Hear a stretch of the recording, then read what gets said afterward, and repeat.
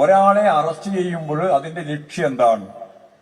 ലക്ഷ്യം പോലൊന്നുമല്ല, അവരെ പരമാവധി സമൂഹത്തിന്റെ മുമ്പിൽ ഒറ്റപ്പെടുത്തുക, അവരെ ഒരു പുകമറക്ക് അകത്ത് നിർത്തിയിട്ട് ഇവരെന്തോ വലിയ കൊള്ളക്കാരാണ്, ഇവരാണ് യഥാർത്ഥത്തിൽ രാജ്യത്തിന്റെ എല്ലാ അർത്ഥത്തിലുമുള്ള സാമ്പത്തിക ഘടനയും തകർക്കാൻ ശ്രമിക്കുന്നവർ എന്നൊക്കെയുള്ള പ്രചാരവേല നടത്തിയിട്ട് കള്ളപ്പണം വെളുപ്പിക്കുന്നവരാണിവർ എന്ന പ്രചാരവേല നടത്തി ആദ്യം ലക്ഷ്യമാണ് രാഷ്ട്രീയം. രാഷ്ട്രീയ ലക്ഷ്യം വെച്ചുകൊണ്ടാണ് കേസ് തുടങ്ങുന്നത്.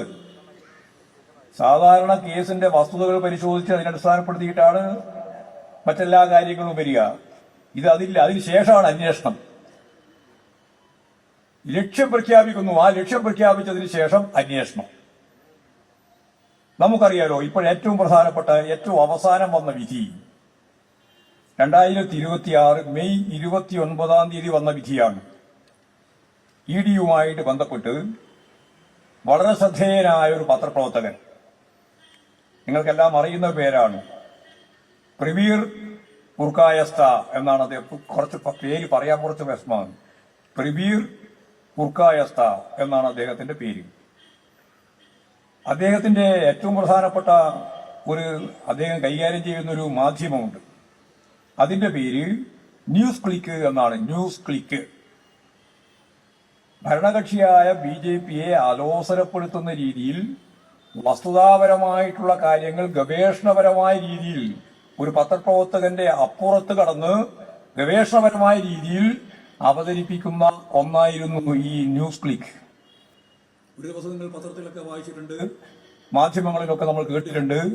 അദ്ദേഹത്തിന്റെ സ്ഥാപനം വളഞ്ഞു, അദ്ദേഹത്തിന്റെ ഭാഗമായിട്ട് പ്രവർത്തിക്കുന്ന എല്ലാവരെയും അറസ്റ്റ് ചെയ്തു, അദ്ദേഹത്തെയും അറസ്റ്റ് ചെയ്തു. അദ്ദേഹത്തെ പിടിച്ചുകൊണ്ടുപോയി. ഇന്ത്യയിൽ ജീവിച്ചിരിക്കുന്ന ഏറ്റവും പ്രധാനപ്പെട്ട പത്രപ്രവർത്തകനായിട്ടുള്ള പുരസ്കാരിസ്ത എന്ന് പറയുന്ന ആ പത്രപ്രവർത്തകനെ പിടിച്ചുകൊണ്ടുപോയി ജയിലിലടച്ചു. മാസങ്ങളോളം ജയിൽ. നിങ്ങൾ ആലോചിച്ച് നോക്കണം, ലക്ഷ്യം എന്തായിരുന്നു?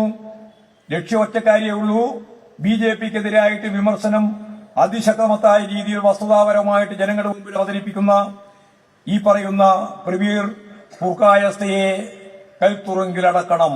ലക്ഷ്യം എന്തിനാണ് അടക്കുന്നത്?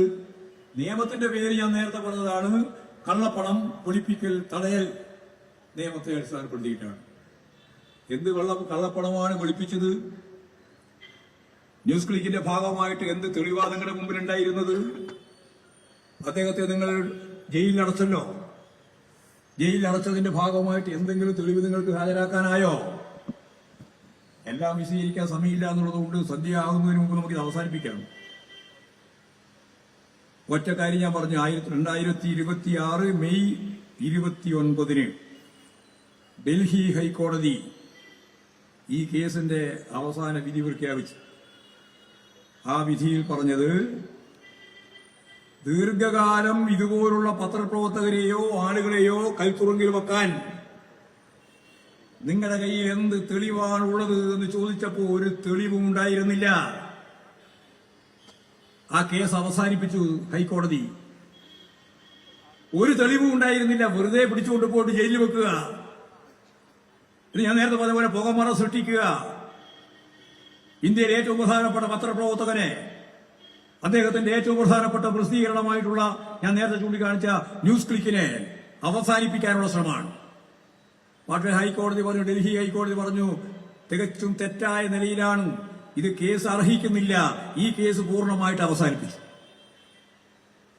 ED എടുക്കുന്ന കേസിന്റെ ഒരു നിലയാണ്.